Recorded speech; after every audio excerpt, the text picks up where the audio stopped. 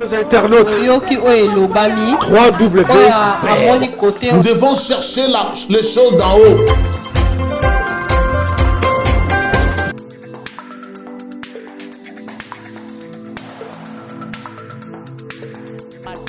Bana Bandundu Équateur. Pour découvrir, qui peut découvrir il y a un jeune talent. Azaki bongo na Madjabou Talent de connexion Christelle Mboula tozu epenato sola to betamo masolo belé parce que Azaki na kata compétition. Nous voulons vraiment savoir comment ça se passe et puis détails belé na kata to kokana biso ko sola ndeko Christelle Mbote na yo. Mbote maman Fallon. Bonne santé. Ça va. Merci. Na sepeli to yambi yo alanga nzembo to bi que oza chantre de l'Éternel, servant de Dieu. Ce que ko sala ta a capella moko. Ton morceau moko a mouki et c'est là que quand on y a qui perd ma job va accepter ou va découvrir Christelle Mboula. Oh, effacer un mauvais souvenir. Quand des mananga vimbili soso. Nakanisa ki azali elima. Zoko tambisinga na mai. Oh, effacer un mauvais souvenir, papa. Et c'est moi qui est tombé les sous nakanisa koza moninga mabe zoko tambu singa na mai enga nandimi okosala tango nalembi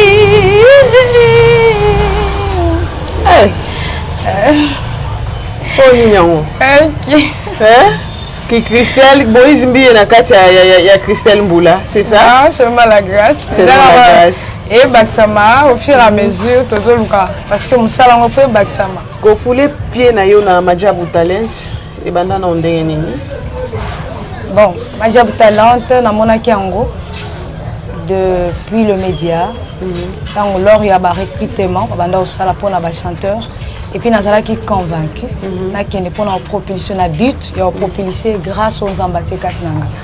Alors il y a un des salaires que là qui n'est pas. Osembo, oui, Osembo, on a une très belle prestation. J'étais même à la maison, je faillis pleurer. Mais la soupe comme membre, il y a Jéri, Salio Bakoko Sala, Christelle a été écartée. Toute l'humanité a été alertée. C'était dur à quoi? On met ça qui pensait, tout pour aussi bien qui injustice Moronakati. Bon, même moi, je n'avais pas compris. Parce que quand on a continué la prestation, d'ailleurs, on a quitté la répétition. Parce que, alors que Babenga est candidat à Nyonso, personnellement, Babenga Kingate. Alors, oui, on a vu. Mais depuis la compétition, on a quitté la première prestation, Babenga est soutenu. Si on a quitté, on a eu ceux qui suivent dans les années. Courage. Le jour où on a quitté, on a quitté le dernier. Il y a étape, il y a bataille de verre. Dès que on a dit non, on a pu nager qui verre, il faut qu'il y ait presté. La bio qui n'a répété, on a bien qui ngate. Et ça là que quand on a continué à tourner et ça que va tourner puis na ba jury, on a qui na répétition, je dis non. Alors que tu vas prester quelle chanson? On a dit non, dans ça bandé bébé en tant que chantre na quatre église. Na pesio baboy, na pesio baboy jusqu'à ce que ça là que le on a yemba qui tout petit penze maman Malidia. Les babi bandé la ngokaka parce que bandé mbo pesa tout ça convaincu. Je ne sais pas ce qu'il y a qui à partir na ngo il y a absence nanga na répétition soit nze monde na bandé là qui ngo je ne sais pas c'est là qui dit na ngo na habité yango ça qui na 4 ça.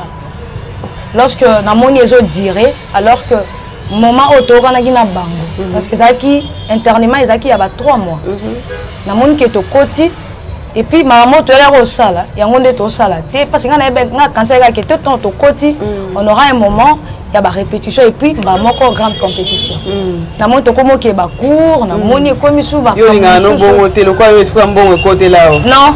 Dans le sens que tant que il faut te respecter. Parce que tu as un droit à biso.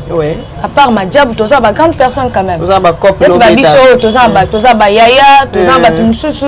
Donc, après, tu as tout le monde à moi foi et côté quelque part. Donc, le monde que tu dirais et puis, le monde n'a pas qui bon na bima nangai.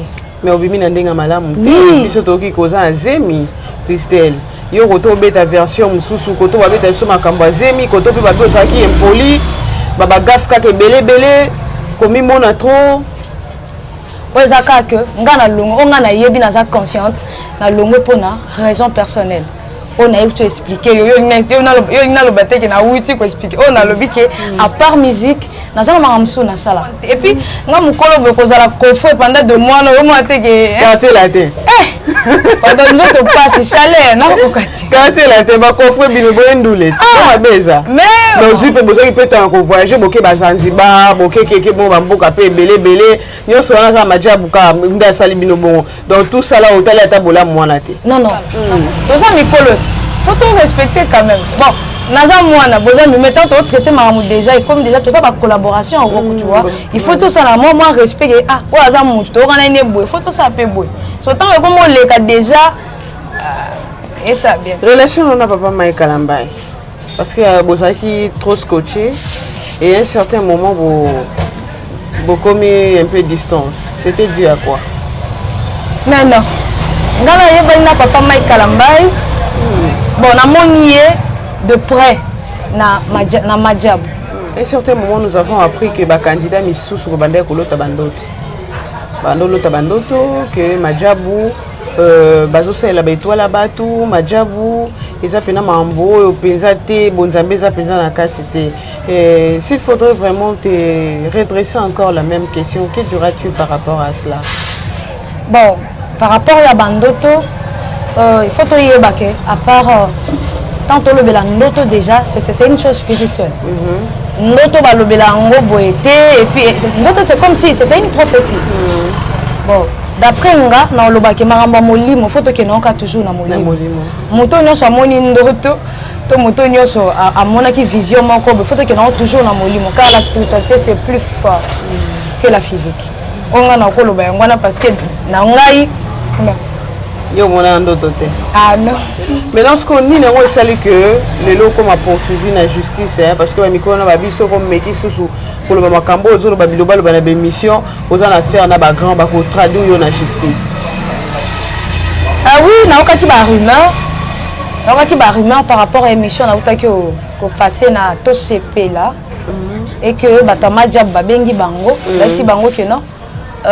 Christelle Azoniye Kazaki Nazemi quelque chose de comme ça au compte personnalité na biso Madjab alors que moi depuis le début de la mission jusqu'à la fin nasali que naza la reconnaissante na bango nazaki penza mwana abaki so bolanda we bande iti suka nazaki wana pona lobaki merci et puis naza reconnaissante na bino mais na éviter l'oni est dérangé bango par là parce que nga na olingate na bebisa o Madjab osali pona nga bango pe ba olingate ba bebisa o nga na sali pe mais fallait on dit mazemi parce que yo na zemi yo zo ni yango et ça déjà ko bebisa personnalité ya nani na ba ya label na bango yo loko wanga na ngwana mais même pas parce que tant nga na quitté Madjab mama Fallon ezalaki que nga na longwe na charge na bango donc vinanga na makamnanga nyonso na sala libanda etali bango te vous voyez donc nga na longo donc au moins que na loba mabe po na Madjab wana nde keke okilika mususu bako poursuivre nga mais nga na lobi ke na Madjab na pesi bino merci et puis vinanga moko naza na zemite est-ce ma Fallon nde na vana na kwana po na linga ba robe mini mais na zemite vraiment et comme marathon ya lelo comme olati geno kangi mwana kati ya libu Christelle liyo pe mususu to lo baba memi ope na bonzambe kuna ba kolakisa mambo nzambe ba kotia opena plus na concentration au sambela au yemba ozala malamba chebino pa l'aise ba kafumba kata na ordinateur ba sombeli bino mais yo lingika ko bima soka kaka Christelle problème nini na yo Christelle na mama Fallon obano bima nini zemi on pe ya nani obano ke kuta na nani parce que bozaki coffré pendant 3 mois bon maman Fallon naza na grande fille oui oui malgré la mauvaise affaire yango wana tena eza réponse que ça la tête yango na ko lo basiko parce que naza grande fille pour naza déjà moto déjà na koli na sali moi parcours ya vie na ngolo nzambi na âge naza nango alors so likambo azemi na ko boya te d'ailleurs zemi wana eza vie privée nanga obimate so babi bobimate bacho ba sentir na zaki wana lokwa batuma boya na benga ngo lokwa ba reine tinga lokwa na mwasi na benga ngo lokwa na zaki reine dozana ba mema bino na jeep so bolibo bima bozong pe ka na jeep obimate bateli biso bato ya sécurité ya bien je vous salue donc bazaki wana bando contrôler biso obimela wapi atako za tête ya ba famille même pas ba famille bando ya tala biso famille ba oyate un moment de ba famille ba komola mais ba oyate bisika to zalaki Oh. Eh oui. Bon, ya wapi. Bon, ya na Madjab place to bando sangana. Mais place to zalaki ezaki pe place mo boye ke muto ko yate. Na Zanzibar okendo sa nini?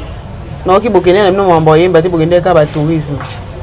Et comme il est bon na Zanzibar to kenda inde zaki nde ba coaching spirituel nde zaki plus et puis ba coaching vocal. Coaching spirituel.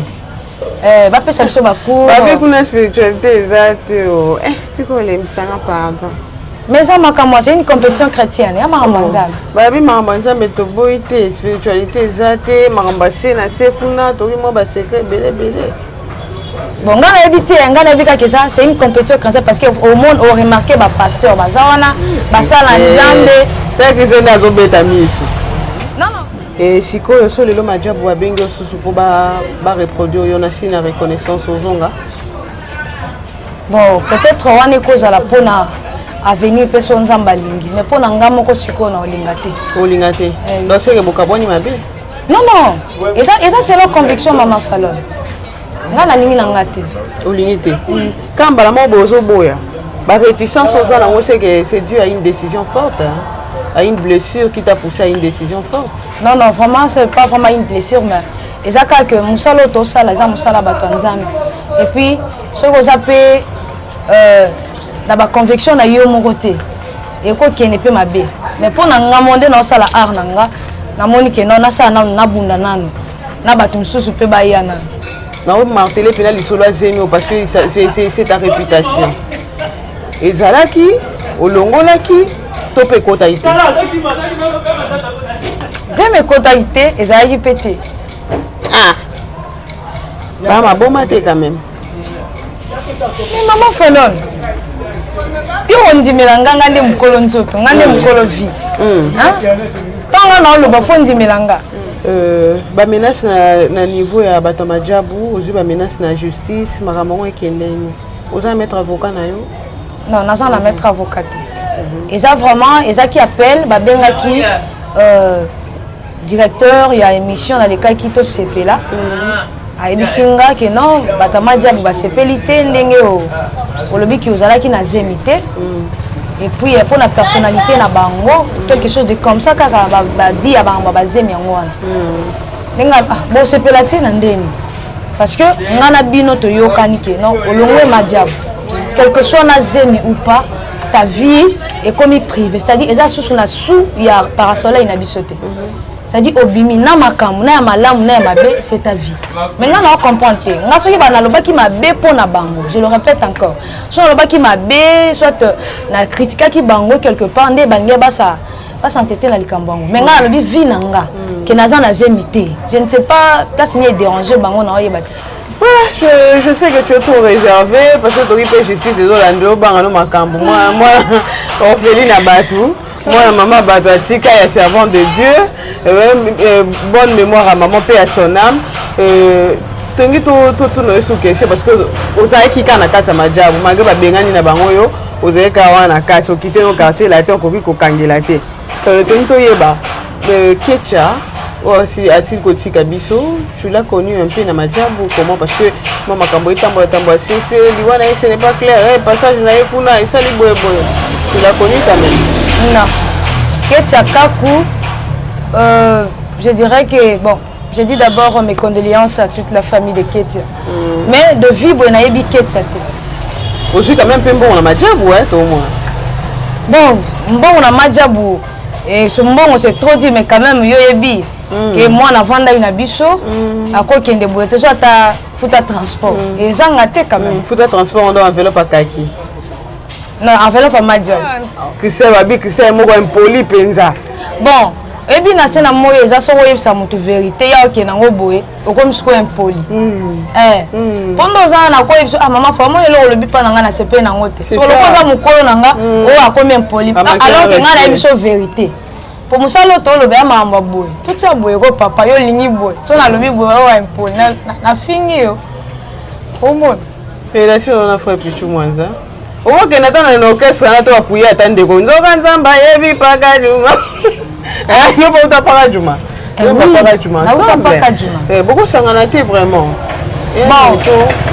Pourquoi tu moi Zazana oya ye caché na Yazana ngo. Parce qu'on a kuna te so senti toi la différence ma casse. Il faut linka aux leader. Te na lingité. Bon ni casse. Et ça toi na na ki leadership na nzoto. Yo mona ngote. On ma casse penza. Te non il se vérité moi mambo. Na so vérité obi na makamba casse. Te pour le niveau ozo lende la penale bata bakino ozo lenda ka aux leader, aux chef d'orchestre. Te na o lenda te. Bon sikoni. Na o mérité te maman femme. Na ebiso mérité. Nga moko na Jésus. Fe batu so to tiki a mona so na bima mona ka leader nga lobi na te leader. Vous êtes du Congo ou de sa diaspora? Vous désirez devenir propriétaire en RDC et faire construire votre maison en toute quiétude? Obtenez votre crédit, puis commencez son remboursement uniquement dès la livraison de votre maison. À la Cité Kimia, nos maisons seront toutes construites aux normes internationales. Située à seulement 25 minutes de l'aéroport de Njili, 10 minutes de Safari Beach, au cœur de cette cité moderne, vous y trouverez aussi un centre commercial avec plusieurs commerces de proximité. Nos bureaux sont situés au 173 avenue Mutombokachi, dans la commune de La Gombe, référence rond-point Forescom. Venez dès à présent réserver votre lot dans ce nouveau havre de paix à Maluku, ce nouvel Eldorado au Congo. Kodia Simon, la meilleure adresse pour construire la vôtre. Internautes, nous devons chercher les choses d'en haut.